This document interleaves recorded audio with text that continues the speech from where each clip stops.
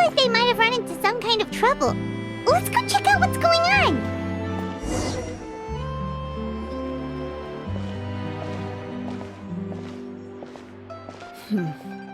Still no dice? Not at all. And I've asked pretty much everyone in the court of Fontaine already. Lynette's ears drooped as soon as she heard that we'd have to be out and about for days on end. And Fremine, he hid himself under his helmet as soon as he realized there'd be people around that he didn't know. What about Chiori and Charlotte? I feel like both of them would be more than up to it. I've asked them already, but they're both pretty busy right now. I just gave the members of the Spina a few days off, too, so I don't want to bother them either. This is getting pretty difficult. Navia, Clorinde, what's up? Oh my. Well, if it isn't my dear partners. How are you all doing? Huh. Navia? Huh? Oh, you mean... Yep, this is our chance. Do you need our help with something? Oh, precisely. My dear partners, we've got a huge problem right now that only you can solve. Whoa, for real? Absolutely. We've already exhausted all our other options. Traveler, Paimon, would you join us and play Marechaussee Hunter Judgment Day? Marechaussee what now? It's a new game script by the Tabletop Troupe, a local roleplay adventure club. Ever heard of the Tabletop Troupe? They put out games that allow you to participate in a story and roleplay characters with your friends. Oh, I've loved their stuff ever since I was a kid. That sounds super interesting. Clorinde and I are both veteran members of the club. Recently, someone came up with a new script and was looking for people to help playtest it for them. And when they asked, of course I couldn't refuse. I mean, come on, a brand new script? Nobody has ever played it before. Generally speaking, scripts at that level of development have a lot of issues, but I think this one is pretty solid. The author obviously put a lot of work into the story, and the world building is also quite credible. Whoa. I know I was the one that handed you the script, but some of us haven't read it yet. No spoilers, please. Anyway, the script calls for a team of 4. Ah, yes. We're missing one final player right now. So, you're saying you'll help us out? I knew I could count on you, partner. Paimon and the Traveler are kind of a package deal. Is that okay? That's not a problem. I'll adjust the pace based on the actual number of players, and ensure that everyone has a good time. Well, Traveler, what do you think? Wanna play? Paimon will follow your lead. Well, that solves our problem. You have our thanks. Woohoo! I'll go grab the script manager from the club right away. The script manager? Didn't you just say that you gave Clorinde the script? The club introduced a completely new kind of gameplay for the script. In this iteration, the Game Master's version of the script is incomplete. The script manager provides the next part of the script only after players have completed the current list of objectives. On top of that, in order to increase player immersion, the club has created some of the story's sets and scenes in real life. We'll only know where we should go once the script manager reveals the starting location. Wow, you're right. Whoever wrote this script really did put in a lot of work. And it's got a real healthy amount of suspense, right? I mean, even the GM doesn't know how the story will end. I look forward to experiencing it with you all. Why don't you go meet up with the others first? They should all be waiting at Chioria Boutique. I'll come over with the script manager as soon as I find them. Sounds good. Remember to always watch where you're going, and don't rush. You say that like I'm 6 years old or something. Let me think. What kind of character should I play this time? I just hope you'll pick up some useful skills this time. Oh, and stop trying to persuade every animal you come across.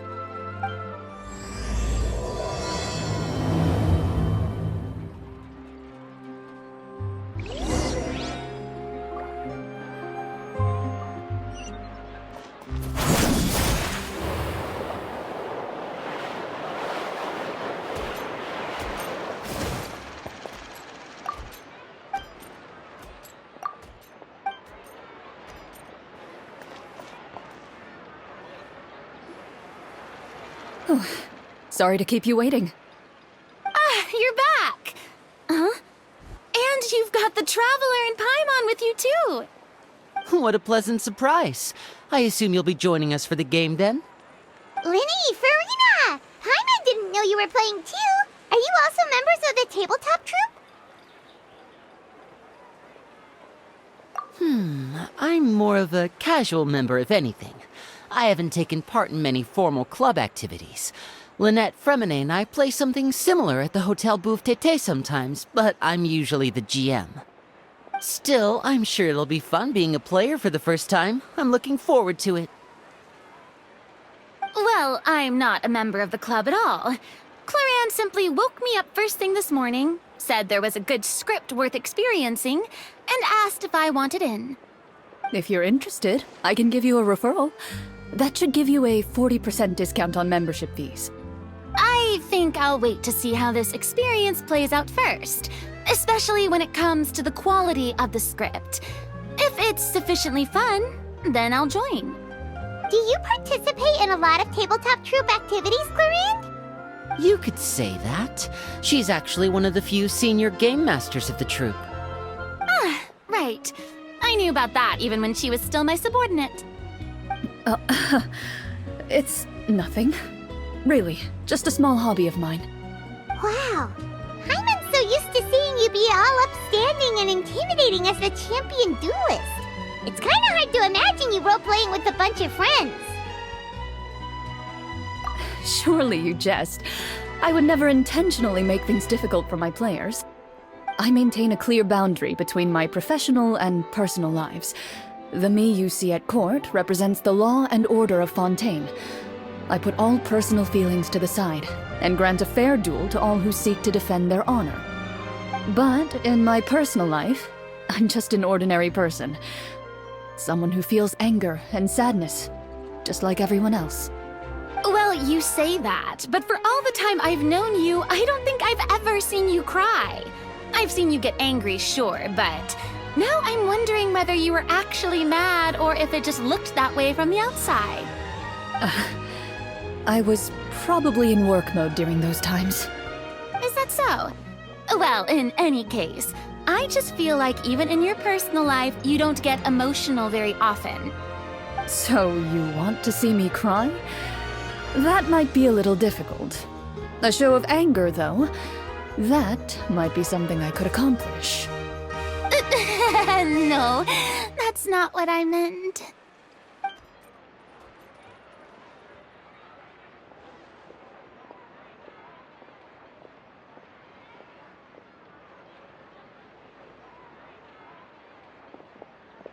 I'm back!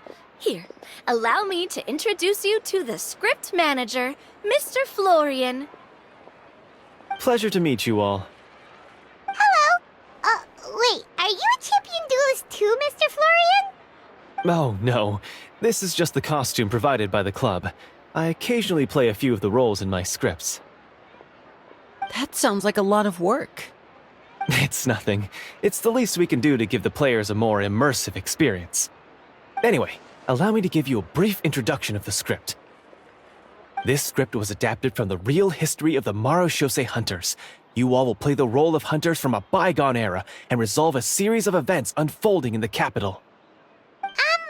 Paimon's not super familiar with the history of the Marechaussee Hunters. Is that a problem? Oh, no problem at all. I can give you a brief rundown. So, basically, Marechaussee Hunters were people who dedicated themselves to hunting monsters and protecting the city by using a special swordsmanship technique passed down over generations. Their story can be traced back to the ancient Remurian dynasty, as well as the first hunter, Cassiodor. But I'll leave the finer details for you to seek out and discover later. Mm-hmm. And I'll provide additional commentary as the story progresses. In that case, brave hunters, are you ready to set out on an unknown adventure? Whoa, just one sentence and it's like we're in the story already! Aha, I see many a determined gaze before me. Very well, head over to this location and begin your heroic journey. So, as we follow the story, it leads us to specific scenes? Ooh, sounds pretty innovative. What does the message in the envelope say? It's the exact location of the scene, as well as the formal permission to use the venue. Seems like they have everything prepared. Please check all your belongings, everyone, and make sure you haven't forgotten anything. Once you're ready, please follow me to the designated location. Sounds good. Hunter Squad, move out!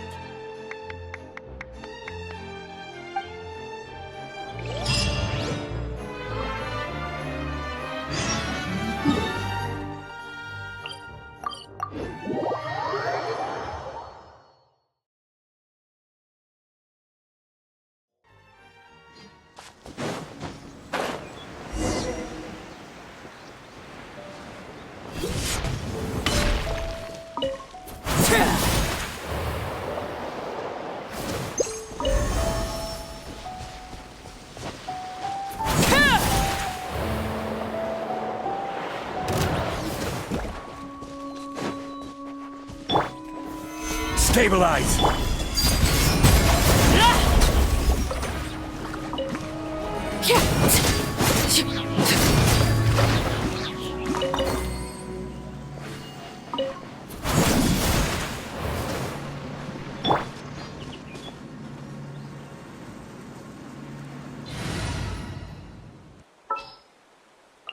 Keep your eyes wide open.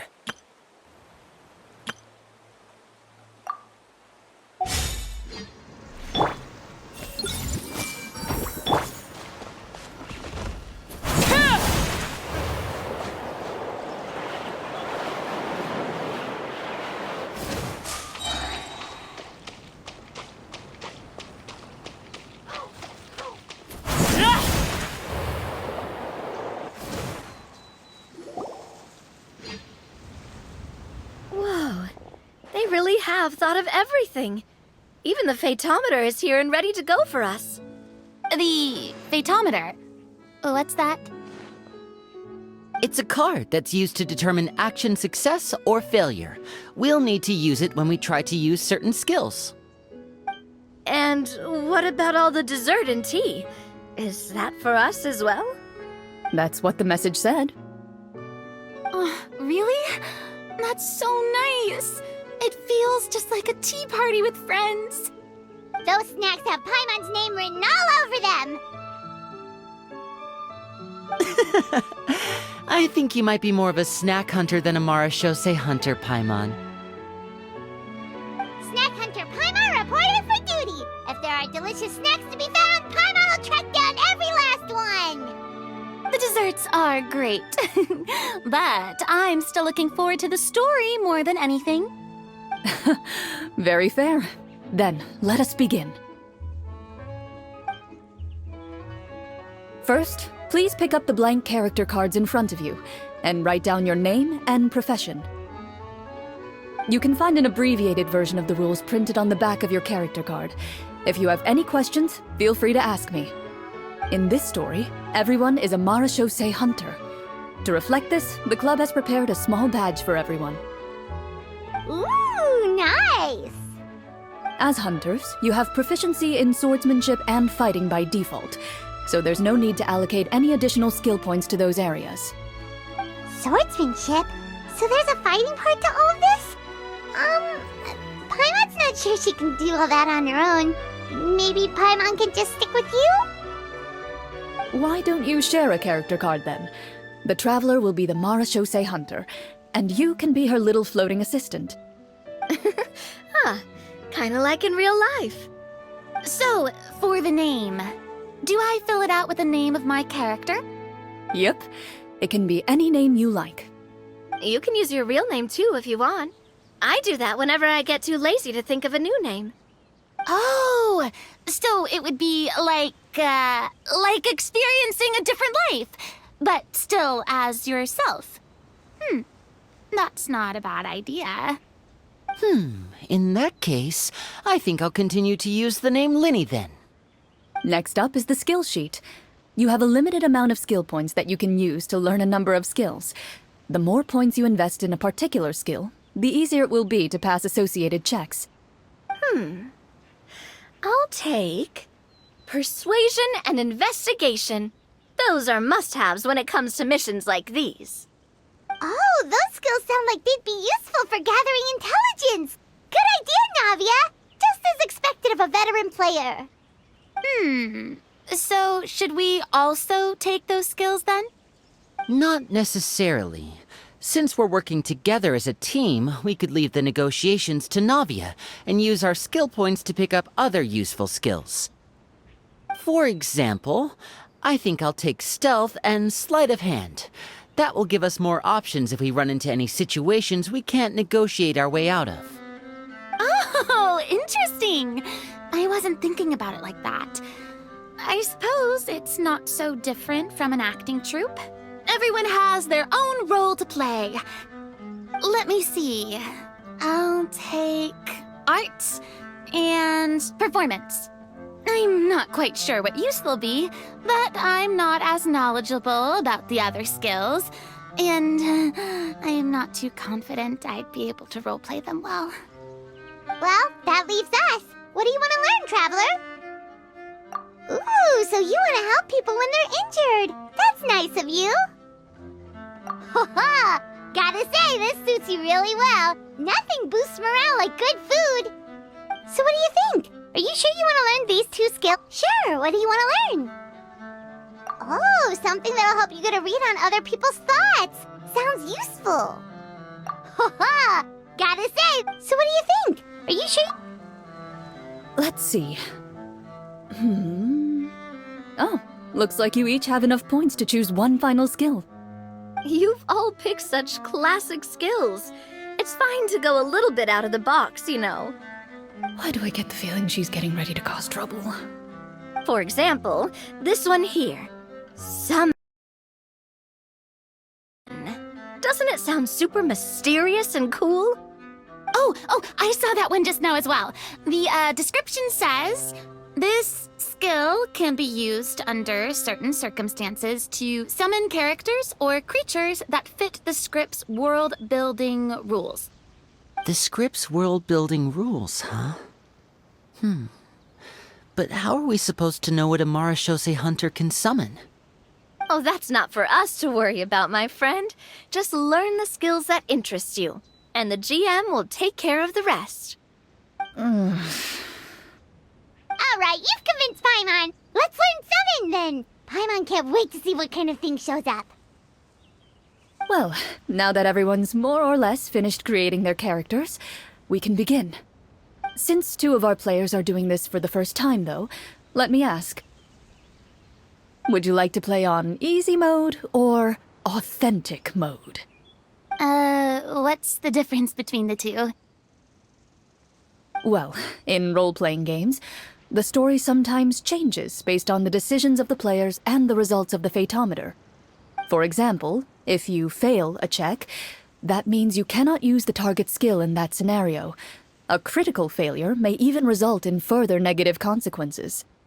If you choose to play in authentic mode, every time you elect to use a skill, you'll need to use the Fatometer to see whether you succeed or fail, and face any consequences that may follow.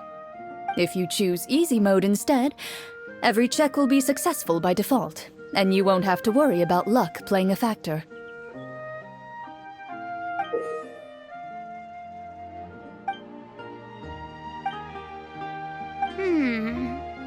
Given that I'd like to focus on the story, I suppose I should pick easy mode.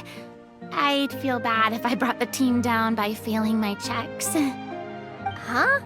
Oh, come on. Don't worry about that. RNG is the lifeblood of role-playing games. I'm going with authentic mode for sure. Never knowing what you might have to overcome.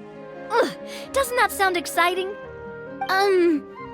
I'd rather be mentally prepared for what might happen. All right, then I'll mark down Farina for easy mode. All her checks will be successful by default. As usual, Navia and Linny will play on authentic mode. What about you, dear partner? How would you like to play? Are you sure? No need to worry about the pesky Fatometer. Pretty good choice if you just want to relax and play the game. Honestly, I don't think Clorinde would make things too difficult for us no matter what the Fatometer says. Isn't that right, Clorinde? No promises. That wasn't super reassuring. Well, anyway, enough talk. Let's get started. I want to experience at least a good chunk of the story today. Speaking of the story, why is the beginning scene on a beach? Well, that's because... a long time ago, back when human civilization was still in its infancy, powerful demons and evil sorcerers ruled over the land. They created a host of monsters and sent them to slaughter all humans in existence. Soon, a group of human rebels banded together. With their swords raised, they swore to brave the darkness, and in doing so, subdue each and every monster that sought their destruction. They became known as the Marachose Hunters.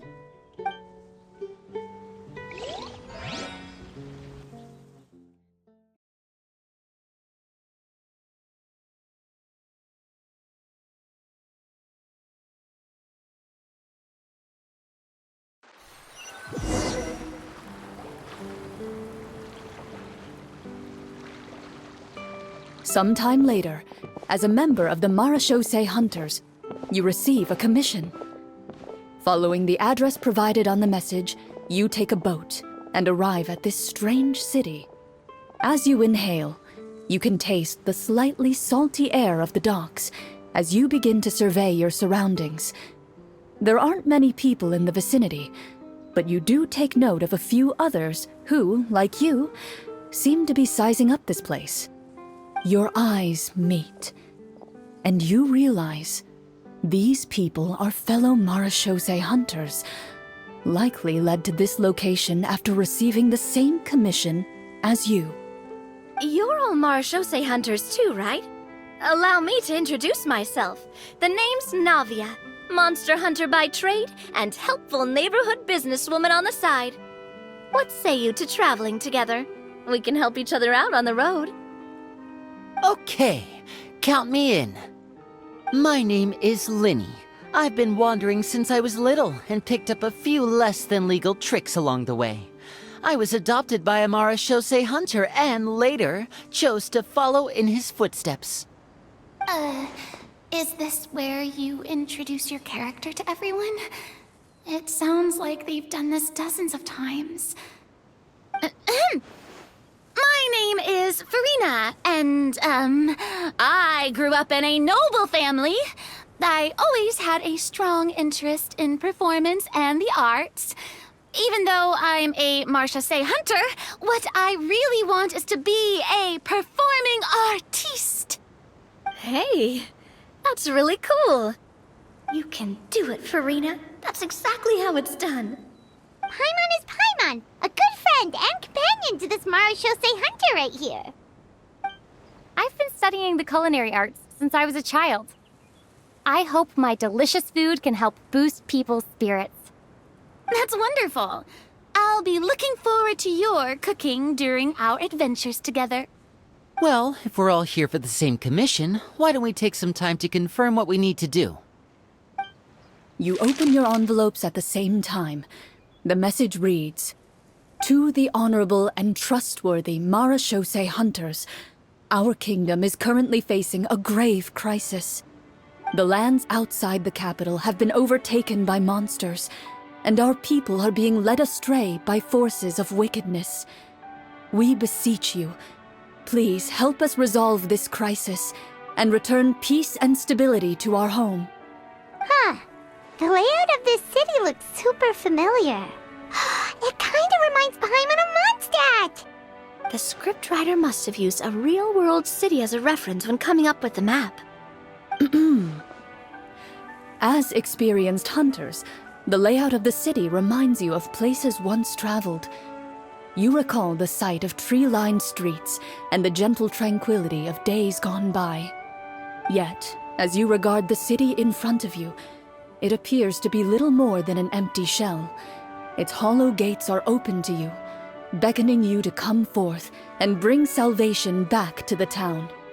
I carefully read every line of the letter and turn my attention to the signatures at the bottom. Who issued this commission to us? You see a long string of unfamiliar names. It would seem that many of the residents of the city issued this commission together. They sensed that things were not right within the kingdom and sent a distress signal to the outside world. In that case, why don't we take a walk around the city and see if we can learn anything from the local residents? Oh, good idea. We might be able to get some leads on the monsters and bad guys we're after. You look up and see a tavern nearby. It appears to be open for the day. Why don't we go check out that tavern? If the novels I've read are anything to go by, taverns are usually full of information.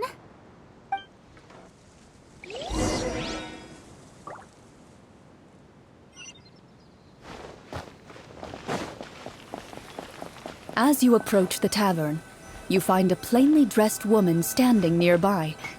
She appears to be rather troubled about something.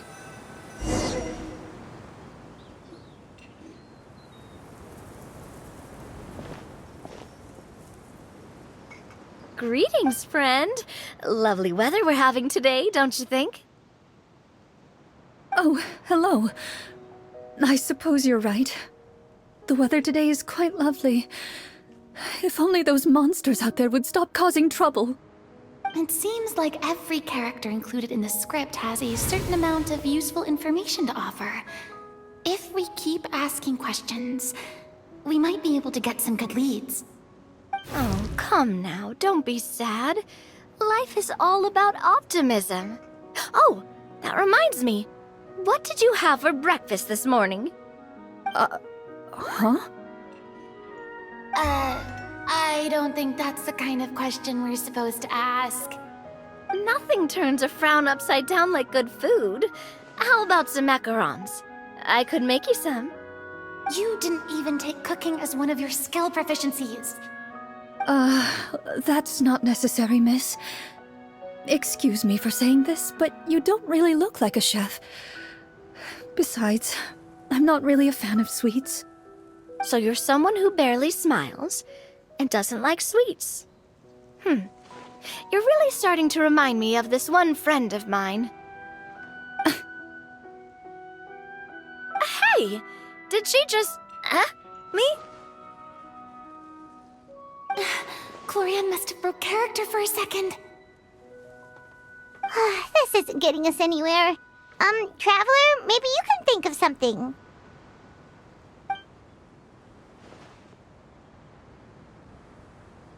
Are you sure? In that case, please refer to the fatometer.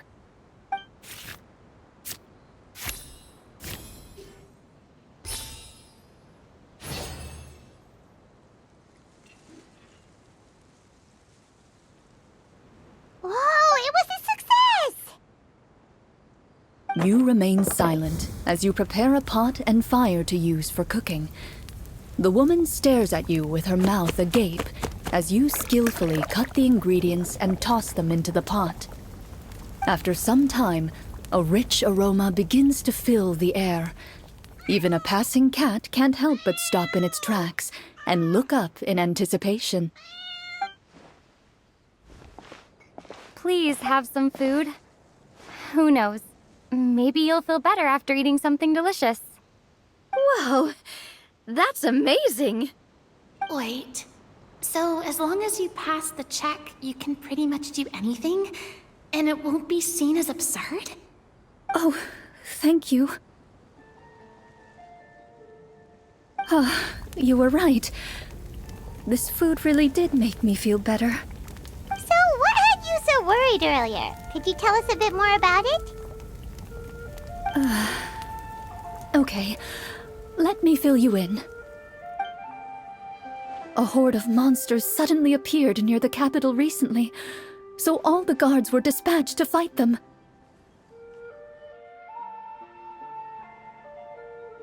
Do you remember when those monsters appeared?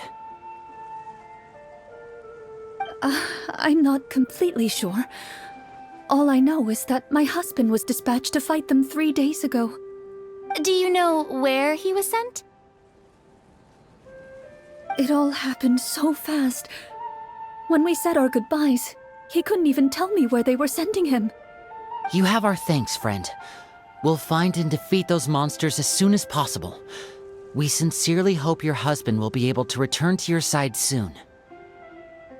Oh, thank you. Don't worry. We'll find him. Just try to remain optimistic and wait for good news. We don't always get to choose what happens to us. But we do get to choose the little things, like what we eat and how we respond to the things life throws our way. I hope that one day, you too will recognize the power of something as small and inconsequential as a delicious dessert.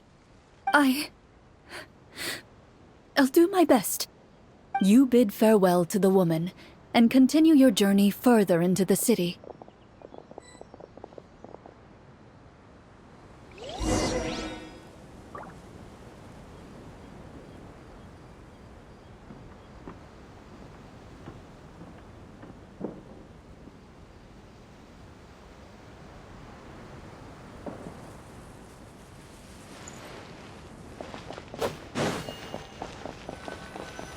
As you venture further into the city, the streets appear largely empty. An elderly woman walks past. You see her shake her head as she puts away her wrinkled wallet. A nearby merchant folds his arms and gives you a disdainful look. You get the impression that he's someone who has long gotten used to the sight before him.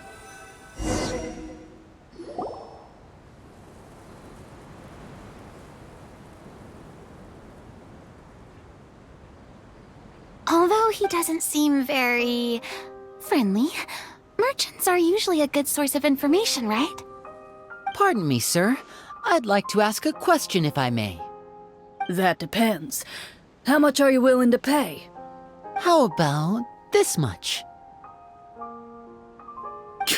What do you take me for? Some lowly beggar? You can't even buy half an onion with that amount. Surely an onion can't be that expensive, right? What do you know? War's nearly upon us. Everything costs several times what it did before. If you're not gonna buy anything, then scram. Whoa, what a nasty guy. Maybe we shouldn't even bother talking to him. But he still might have information we need. Traveler, can you think of something? Sir, we came to this city to solve the very problem you seem to be referring to. The war you mentioned, would it happen to be against the monsters outside the city?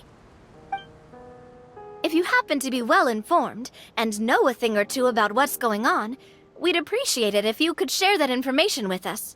After all, the sooner this problem gets resolved, the easier it will be for you to do your business.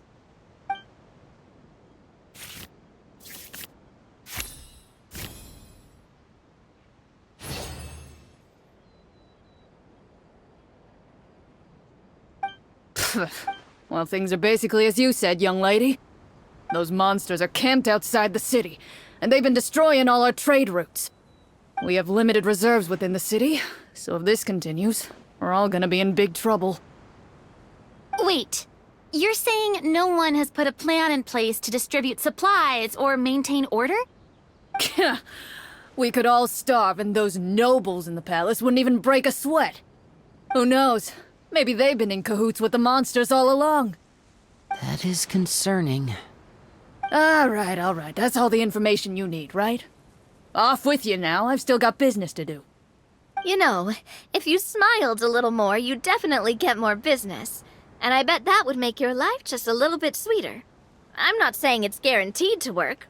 It's just a tip.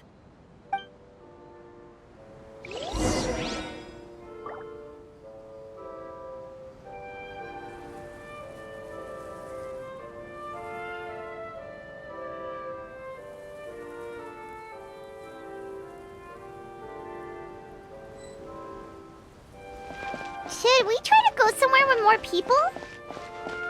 Oh, how about the city square? Follow me. Coming at ya! Now disappear! Before you lies the city's central square. You see a man with a slightly anxious look on his face, pacing back and forth, his head hanging low. He doesn't seem to notice your approach. Still immersed in his own thoughts, he shakes his head and lets out a long sigh. This guy seems promising enough. Maybe I can get some information out of him. Hello, sir. Is there anything I can do to help you?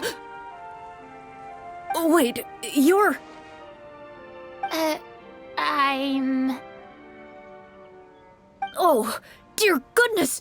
You're a Marashose hunter! You recognize us?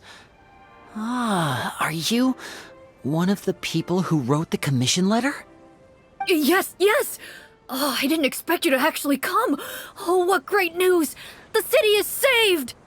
What happened here? Alas, we once lived comfortable, carefree lives. This city used to be free of monsters. The first Marashose hunter, Casiodor, the Golden Hunter, he was the one who drove them back. However, monsters have once again surrounded the city. Perhaps the seal that kept them at bay has lost its power. Or perhaps an evil sorcerer has been meddling in our affairs. All I know for sure is that their return has stripped the city of any chance at peace. Are there not enough soldiers to drive them out? It's not a question of numbers. The guards simply have no idea how to deal with them. Most people my age have never even seen one of the monsters, much less been trained to fight against them. What's worse, many of us don't even know the history of the Marashose hunters anymore. When I was a child, though, my grandfather would tell me stories about how the Marashose hunters drove back the monsters. So, on the off chance that something might come of it, I decided to reach out to you. To be perfectly honest, I was starting to think all those stories were just tall tales. But now that I've seen you in person, I finally know that it was true! Well, you can rest easy, friend. The righteous and formidable Marashose hunters are on the case. The man is touched by your determination and resolve. His eyes begin to well with tears of relief. Still, if we are going to hunt the monsters, we need to know where to find them. Can you give us any leads? All I know is that the area outside the city is dangerous. I'm afraid I can't point you toward a specific location. Oh, although, if you leave the capital through the main gate and follow the road, you should run into a group of guards. They might know more about where to find the monsters. I see. We'll go look for them then. All right, be careful. Oh, and one last thing. The monsters outside the city are just part of the problem. There are evil sorcerers inside the city as well, so be on your guard. They're actively working with the monsters, and have corrupted the court ministers with malicious magic. They're the reason why, even inside the city, everything has been a giant mess. Even one of our kindest ministers has turned into a boorish and unreasonable figure, interested in nothing but enacting laws that exploit the people. Who knows how much longer we'll be able to go on like this. Talk about being stuck between a rock and a hard place. I feel bad for him. Maybe we should try to cheer him up? Huh? Like, now? Is this really the right time? I appreciate your kindness, but for now, it's more important to focus on the crisis at hand. Brave hunters, I leave the future of this kingdom to you.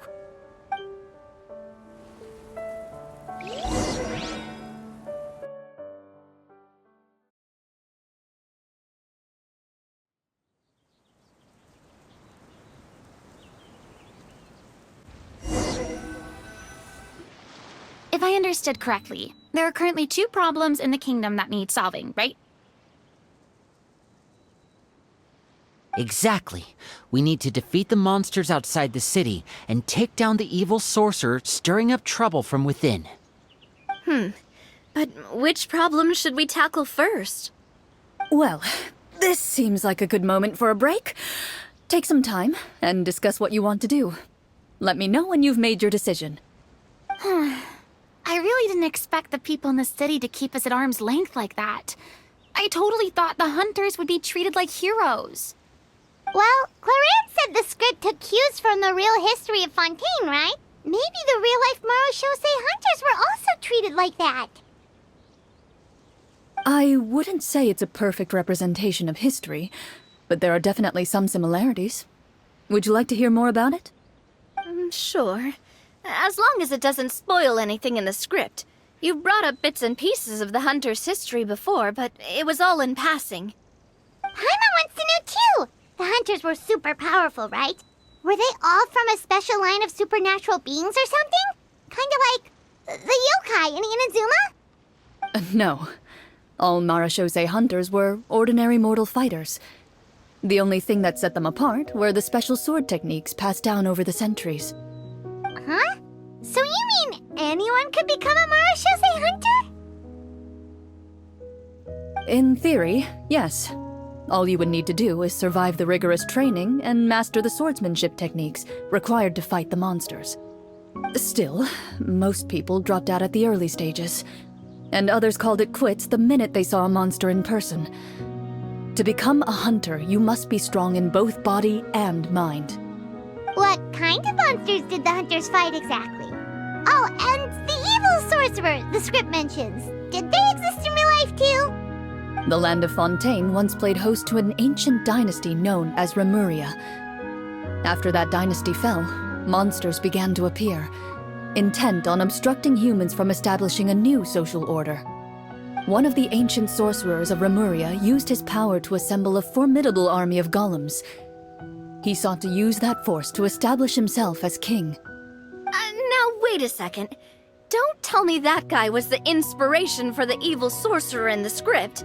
We still haven't found any in-game information on him yet. So, why don't you talk about someone else for now? Well, I wasn't planning on going into anything you might be able to find out in the game. But if you want me to talk about something else, then... How about Casiodor, the Golden Hunter? Or Egeria, the ex-Hydro Archon? Wait, but those people are all from a super long time ago. Where did you learn all this, Clorinde? From my master. By master, you mean Miss Petronia? Is someone you know? Absolutely. Miss Petronia and my father were good friends. Back in the day, she would often bring Clorinde over to play, but then... Let's not get off topic. Anyway, back to what I was saying. Responding to Egeria's call, a number of warriors followed Casiodor into battle against the monsters. This group of warriors, under Casiodor's leadership, became known as the Marachose Hunters. Yet, as Fontaine entered an era of peace, their work gradually became obsolete. The Marachose Phantom, originally an association made up of hunters, eventually came to be predominantly comprised of Melusines. Ah, I see. That explains why most of the people in the script have forgotten the hunters or think of them as nothing more than a legend. Is that really a bad thing, though? It can get tough always being the one shouldering everyone's expectations. Depends on who you ask, I suppose. If the name of the organization no longer commands respect, investigative work is bound to suffer. Speaking of investigations, which problem should we tackle first? Monsters or evil sorcerer? I vote monsters. That's the main duty of the hunters, right?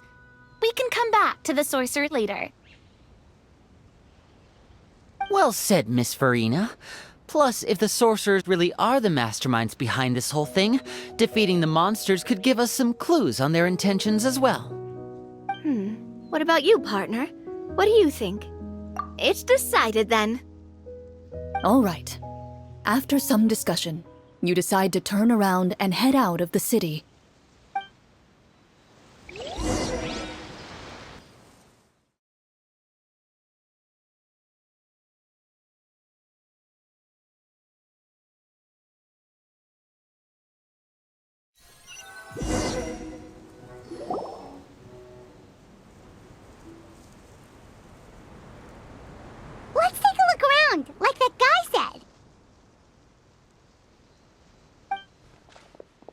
You there! Outsiders, halt! Who's there? An armored man approaches you. He has a tall, muscular build and a determined expression in his eyes. Just one look, and you can tell he's fought in his fair share of battles. Although he's trying his best to conceal his current state, his uneven gait and the sweat dripping down his forehead make it obvious that he's been wounded and is in serious pain. I'm the captain of the guard. I saw you sneaking around the city earlier, so I'll only ask this once. State your purpose, or it's off to the dungeons for the lot of you. Wow, it's been a while since someone's been this suspicious of us. I said talk, not whisper between yourselves. Have you ever heard of the Marchese Hunters? Marachose hunters? Ha! That fairy tale, you mean? What, you expect me to believe you're one of them?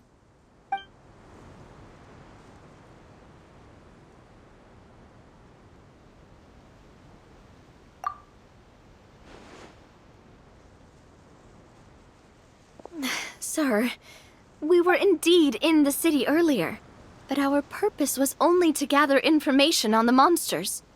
We're here to help the city and all the people within it. Your guards are still fighting the monsters as we speak.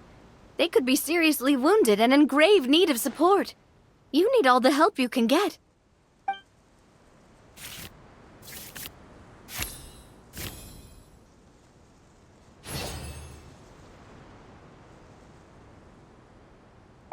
The man regards you with doubt and concern. After a period of inner struggle, he lets out a long sigh and informs you of the locations where the monsters have appeared.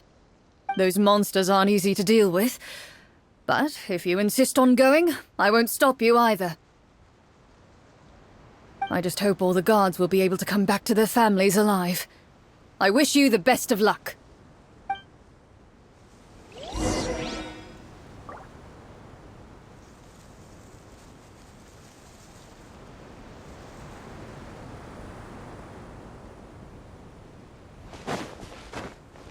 Based on what the captain said, the monster should be right up ahead. Let's go. Hopefully we're not too late. As you approach the battlefield, you see numerous people lying by the side of the road. They appear to be dressed like guards. Their faces are filled with desperation and terror. Some are screaming and cursing in vain, as if still trying to banish the monstrosities they saw from their minds.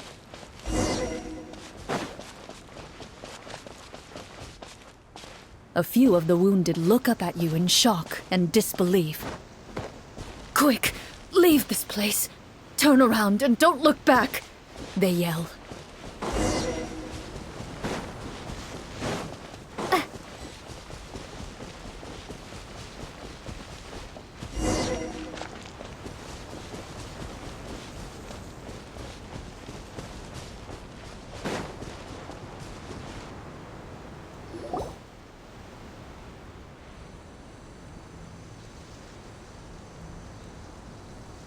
This is the place he mentioned, right?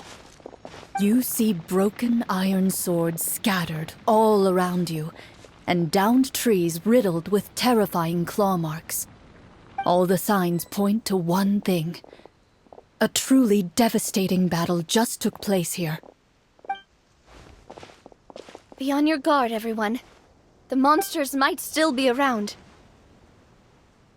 Before you can finish your sentence, you hear rustling sounds from the surrounding bushes. The monsters have emerged. They close in on you without fear. You get the impression that, in their bloodthirsty eyes, you're just another meal for them to devour. A little help here! This thing wants to eat Paimon! Your battle round begins now.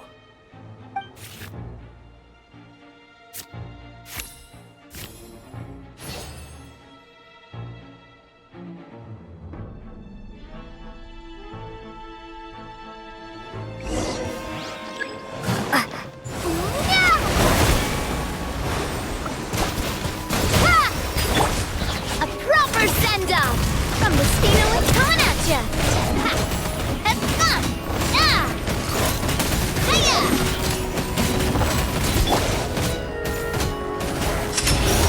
The next battle round begins now.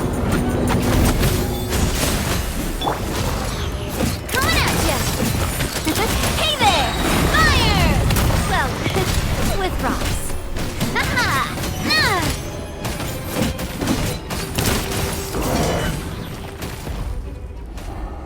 The monsters let out a terrifying roar of anger and resentment before dissipating into thin air.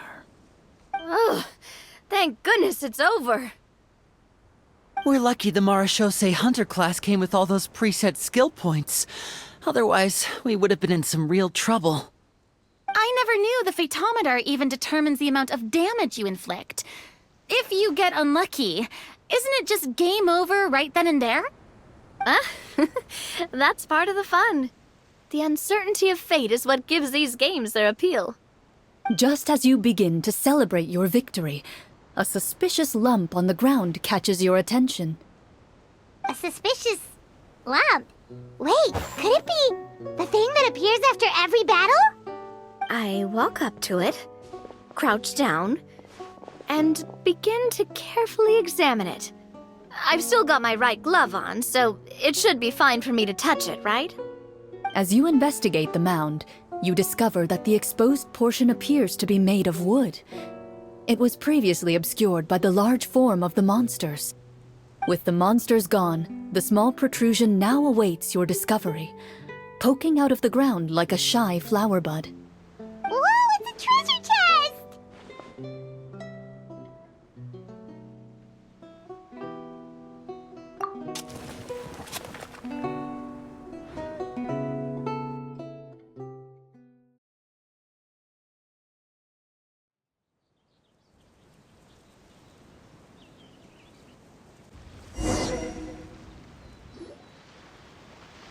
With everyone's help, you successfully excavate the wooden chest from the ground. Even without opening it, you can tell from the mora and jewels scattered around the chest that it must contain quite the fortune. Makes sense. We worked hard for this. Let's open it and we can share what's inside. I can understand your excitement, Paimon, but think about it. Doesn't it seem like there are people out there who need this treasure more than us? Yeah. Think about all the people suffering in the capital, or all those guards who got hurt fighting the monsters. Wouldn't it be better if we gave the treasure to them? Wait, is that how it works? Paimon thought since we were the ones to dig it up, we could just take it for ourselves. Well, let's put it this way. Any decision you make during a role-playing game can impact the future course of the story.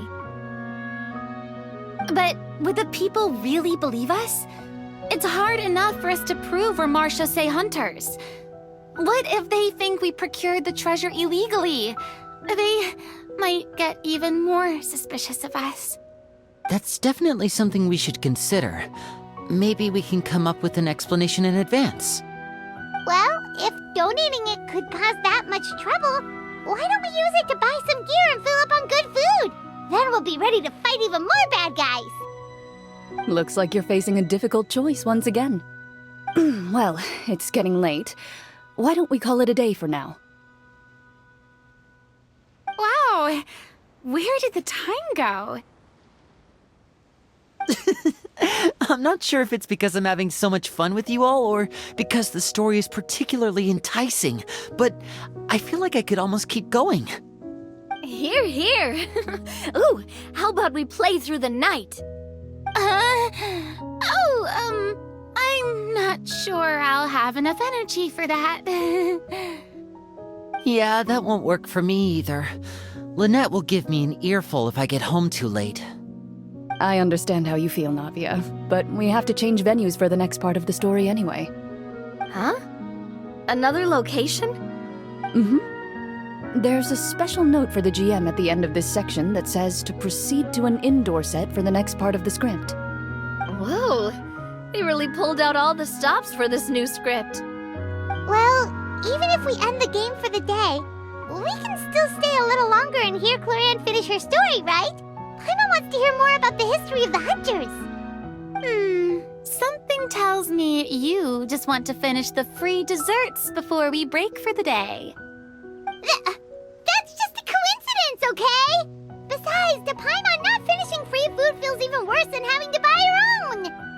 And anyway, Paimon really does want to hear more about Clorinde's master. Well, It's nothing.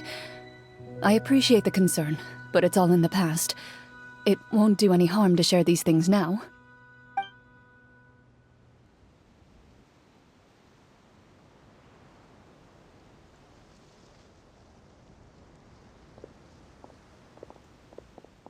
My earliest memories are of living with Master. According to her, she saved me from certain people of ill repute. My birth parents had left me behind some time before that. What a heavy beginning for a life story. Master was a fascinating individual, if inexperienced in the ways of raising children. My first ever toy was a short sword. Although I suppose it wasn't so much a toy as something Master removed from her waist and handed to a noisy child in need of distraction. Oh, wait, so she handed an actual sword to a child? Isn't that dangerous? Did you hurt yourself? Of course I did. I cut my palm and bled quite a lot. But Master was not concerned. She just stood there and casually lectured me about it. See, that's what you get for not holding the sword properly, she told me. She then crouched down next to me and said, "Give me your hand. I'll teach you to bandage this wound. After that, it's time to learn how to truly hold a blade."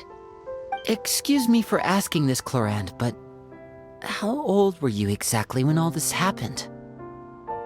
Probably around, 3, give or take. 3? Isn't that when most kids are still struggling to hold a fork? As I said, Master was rather inexperienced in the ways of raising children. She believed trial and error was the best way to teach a child what they're capable of. I'm not so sure this is a question of experience. I didn't see anything wrong with her ways at the time. And anyway, children don't get to choose how they're raised. Oh, she did bring me back a pet from Liyue once. It was a Geovishap hatchling. A Geovishap hatchling? For a pet? That seems even more dangerous. What she said was this: make sure to get along, you two. If you really can't agree on something, just settle it with a fight. Whoever loses is the real pet. And how old were you when this happened? 5. Well, did she win? No, I lost. So you're saying you actually became the Geovishap's pet? Yes, but only for a week. By the end of that week, I defeated it in combat, and we've shared a cordial relationship ever since. That really doesn't sound like the kind of childhood someone should have. Later on, I gradually understood that Master most likely didn't know any other way to raise a child. She was a Marachose hunter, but I never heard her bring up her own parents. Thanks to her, I learned how to navigate the forest by the age of 6, and could hunt monsters in the wild by myself the year after that. Even though the training she subjected me to was strict, she always made sure to take me traveling when she had the time. We met many of her friends during those days. That was also how I met Mr. Callis and his family. I still remember the first time we met. You were too scared to join our picnic and hid behind Ms. Petronia the whole time. I still hadn't really met many children my age at that time, so I didn't know how to interact with others. After that, though, you started coming over a lot. You loved challenging people to shooting competitions, remember? I don't think many members of the Spina ever beat you in one of those. I had a lot of fun during those days. I enjoyed them too. Oh, do you remember that one time we went exploring around the Spina together? We overheard Papa call your master Fontaine's Protector of Justice. We tried to pretend like we never heard anything, but you nearly let it slip that one time.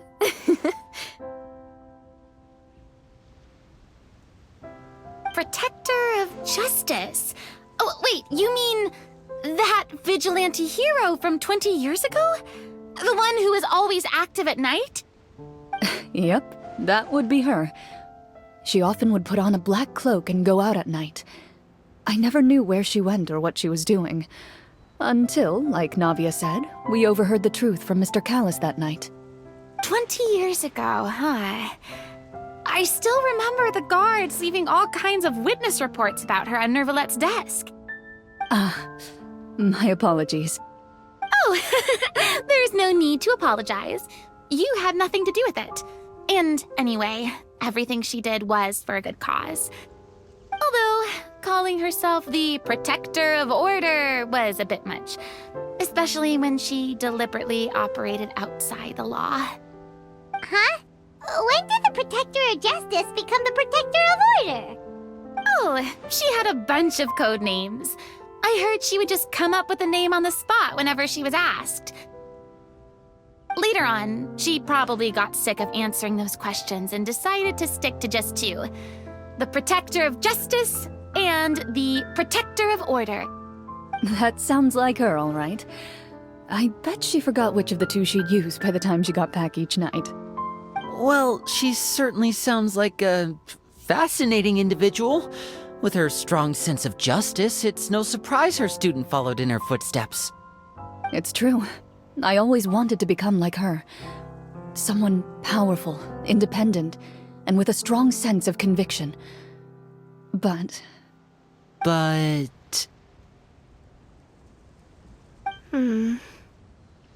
She suddenly disappeared the night I turned 10 years old. Disappeared? What happened? I have no idea. She didn't even leave a note. I was never able to find out where she went. That night, I was celebrating my birthday at Navia's house, but Master never came to pick me up. When I returned home on my own, it was to an empty house. When she still didn't appear after a few days, I went to Mr. Callis's house to ask about her whereabouts, but he only shook his head. Papa probably didn't know either. I know he sent a few people to investigate the matter in secret, but they never found any credible leads.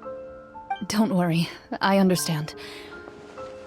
To be perfectly honest, given Master's personality and way of doing things, it all made a lot of sense. If I had to guess, I'd say she probably used it as an opportunity to force me to become independent. Just like how, when a litter of kittens reaches a certain age, the mother willingly leaves them behind. Were you upset, Clorinde?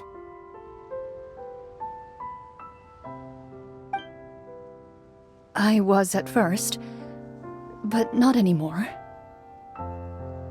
I don't believe Master would suddenly disappear for no reason. There must have been something she just had to do. Well, despite everything, you still managed to follow in her footsteps and become the greatest champion duelist in all of Fontaine.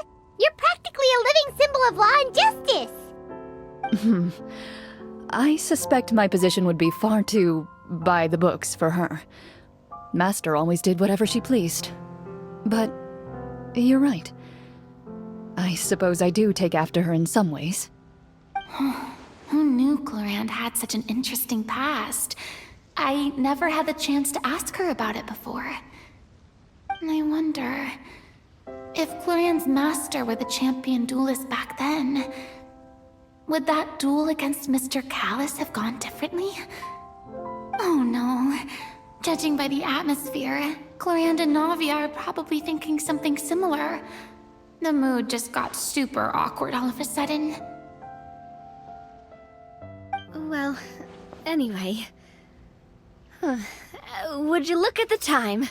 It's getting dark, so we should probably call it a day for real this time. If we keep talking like this, we really will be here all night. I had a great time today, Miss Clorinde. Thank you for being our GM. Anytime. The script was good, but I've got to say, your childhood stories were even better. Hey, you should tell us more about that fight against the Geo-Bishop sometime. Maybe your master was onto something. You could be right. What does she mean, on to something? I certainly don't know any 5-year-olds who want to fight a bishop in their spare time. Guess I'll head back as well. I need to save my energy if I want to continue enjoying the story tomorrow. You're that excited to hear about my fight with the bishop? I was talking about the script.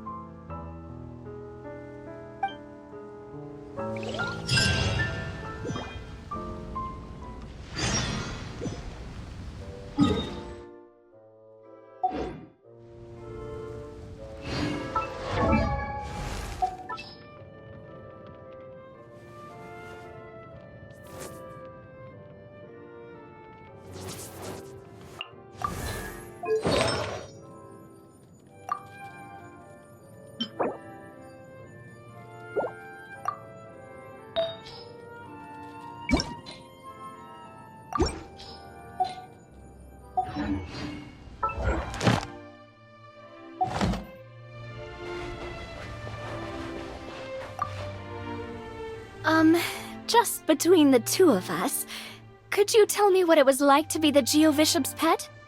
It was nothing special, really. Geobishops don't understand the concept of a pet. So basically, it just headbutted me whenever I entered its territory. And that hurt? Yeah, it hurt. What, something you want to experience for yourself? Oh, I'm good. Thanks.